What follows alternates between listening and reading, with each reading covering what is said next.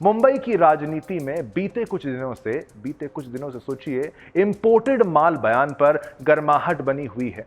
Shiv Sena UBT के सांसद अरविंद सावंत के इस बयान ने महाराष्ट्र के राजनीतिक गलियारों में एक नया विवाद खड़ा कर दिया है। अरविंद सावंत ने बीजेपी की शाइना एनसी पर कटाक्ष करते हुए कहा, उन्हें इंपोर्टेड माल कह दिया, तो जो अब महायुति की ओर से मुंबा देवी सीट से चुनाव लड़ रही हैं। इस बयान के बाद सियासी हलकों में बवाल मच गया है और महिलाओं के प्रति अपमानजनक टिप्पणी का आरोप लगने लगा है। इसके बाद सावंत को अपनी सफाई देने के साथ माफी मांगनी पड़ी है।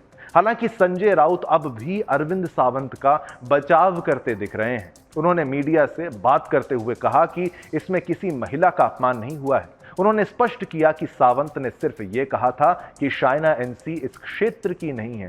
क्षेत्र की नहीं है तो क्या इंपोर्टेड माल कह दिया जाएगा एक महिला को? यह सम्मान है महिलाओं का। आगे क्या कहा? उन्होंने कहा कि वो बाहरी हैं और बाहर से आई हुई उम्मीदवार हैं। राउत ने यह कहा कि अगर इंपोर्टेड माल कहा गया तो इसमें महिला का अपमान कहां पर हुआ है? अब माल कहना और फिर इंपोर्टेड कहना अलग बात है, लेकिन इसमें महिला का अपमान अगर संजय राउत को नहीं दिखता तो ये बड़ी हैरानी की बात है, आश्चर्य की बात है। ऐसा बयान संजय राउत की तरफ से, वो भी महिला सम्मान को लेकर। राउत ने अपने बयान में कहा कि शाइना मूल रूप से मुंबा देवी क्षेत्र की नहीं है और स्थानीय नहीं है। ये बयान देते हुए उन्होंने बीजेपी को भी आड़े हाथों लिया और कहा कि बीजेपी ने भी सोनिया गांधी और प्रियंका गांधी जैसे बड़े नेताओं के खिलाफ कई बार अपमानजनक टिप्पणियां की हैं। उन्होंने इस पूरे मामले को सिर्फ एक राजनीतिक विवाद बताया और इसे बढ़ा चढ़ाकर पेश किए जाने का आरोप लगा डाला।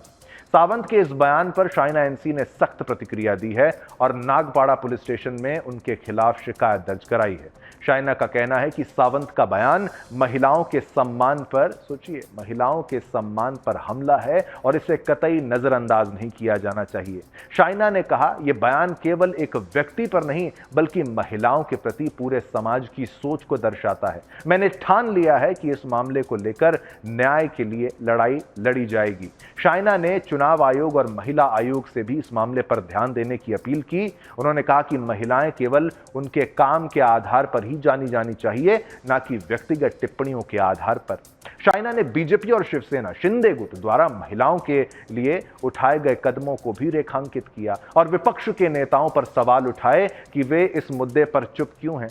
अरविंद सावंत ने कहा कि उनके बयान का गलत मतलब निकाला गया है और उनका किसी को आहत करने का कोई इरादा नहीं था।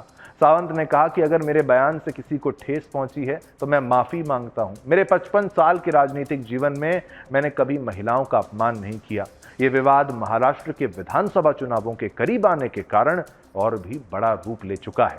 राजनीतिक विशेषज्ञों का मानना है कि इस प्रकार की बयानबाजी और उसका समर्थन दोनों ही चुनावी रणनीति का हिस्सा हैं। अब देखना यह होगा कि इसका असर आने वाले चुनावों में कितना दिखाई देगा। लेकिन शिवसेना नेता शाइना एनसी के खिलाफ शिवसेना यूबीटी नेता अरविंद सावंत की अभद्र टिप्पणी को लेकर महाराष्ट्र के मुख्यमंत्री एकनाथ शिंदे भड़के हुए हैं। सीएम ने कहा कि यह बयान बहुत दुर्भाग्यपूर्ण है और इसकी कड़ी निंदा की जानी चाहिए। उन्होंने कहा, अगर बाला साहेब ठाकरे जिंदा होते तो वे इस तरह के बयानों का कड़ा जवाब देते और उनका मुंह तोड़ देते। सीएम शिंदे ने कहा कि शिवसेना यूबीटी की असलियत अब सामने आ गई है। उनका दावा है कि वे बाला साहेब ठाकरे की विचारधारा का पालन करते हैं, लेकिन उनके कार्य इससे मेल नहीं खाते। बता दें कि अरविंद सावंत ने शाइना एनसी को माल कहा था। माल, सोचिए, इंपोर्टेड माल कह डाला था। सीएम ने याद दिलाया कि पहले भी इस प्रकार के बयानों से महिलाओं का अपमान किया गया है। उन्होंने कहा कि आगामी चुनावों में महिलाएं उन लोगों को सबक सिखाएंगी जो उनका अपमान करते हैं। क्या कुछ बयानबाजियां हो रही हैं, आप भी जरा ध्यान से सुनिएगा। क्या कुछ कहा एकनाथ शिंदे, अरविंद सावंत और उद्धव गुट के लोगों ने, और संजय राउत के द्वारा क्या कुछ कहा गया, वो सारी बातें आपको सुनाते हैं। जो वक्तव्य हुआ वो वक्तव्य को उसका अलग अर्थ लगाकर जानबूझकर मुझे टारगेट किया जा रहा है, वो मुझे खेद लगता है, दुख लगता है। लेकिन फिर भी मेरे वक्तव्य से किसी को मन को ठेस पहुंची होगी तो मैं दिलगिरी व्यक्त करता हूं, मैं उनका सम्मान करता हूं। और मैंने कभी पिछले मेरे 55 साल में अवमान नहीं किया, आज भी नहीं करूंगा, कल भी नहीं करूंगा। क्या कहा अरविंद जी ने? अरविंद जी ने इतना ही कहा है, ये जो कि भाजपा की महिला उम्मीदवार है वो इस क्षेत्र में मुंबा देवी में बाहर से आई है, इंपोर्टेड माल है। अगर इंपोर्टेड माल है बाहर का, उसमें महिला का अपमान कहाँ हो? आप सोनिया गांधी जी के बारे में क्या कहा था, प्रियंका जी के बारे में क्या कहा है आपने?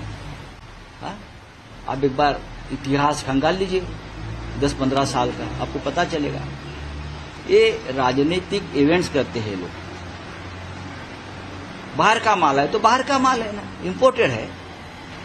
बाहर से अगर कोई व्यक्ति चुनाव लड़ती है तो उसको लोग कहते हैं बाहर से आई व्यक्ति, यहाँ की नहीं है, स्थानिक नहीं है, भूमिपुत्र नहीं है, ये भूमि कन्या नहीं है।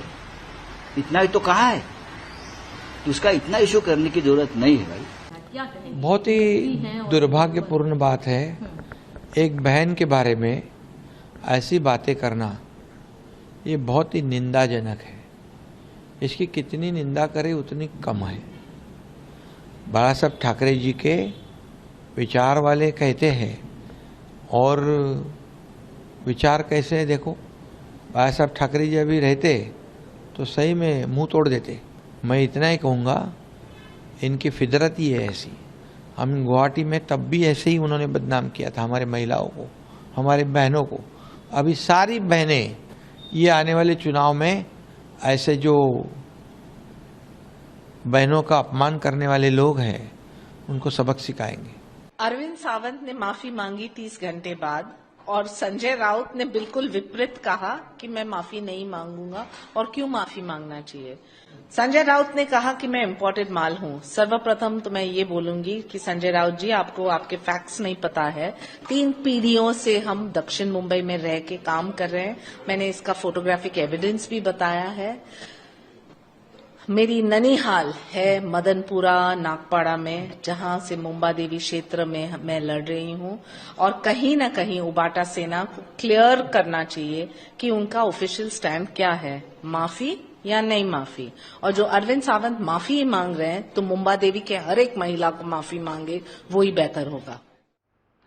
अब अरविंद सावंत के इस बयान से ये तो साफ हो गया है कि महिलाओं को लेकर उनकी मानसिकता क्या है, लेकिन इसकी पुष्टि करने के लिए हमने पोल के जरिए आपसे भी सवाल पूछा था कि क्या इस बयान से शिवसेना यूबीटी की मानसिकता का पर्दाफाश हो गया है। तो 93% लोगों ने ये कहा है कि हाँ, 93% लोगों ने कहा हाँ, इससे पर्दाफाश हो गया है। 7% लोग ऐसे हैं जो इस बात को नहीं मानते हैं, लेकिन बहुमत इस बात को मानता है कि भाई मानसिकता सामने आ गई, ऐसी बयानबाजियों की बिल्कुल भी जगह नहीं है।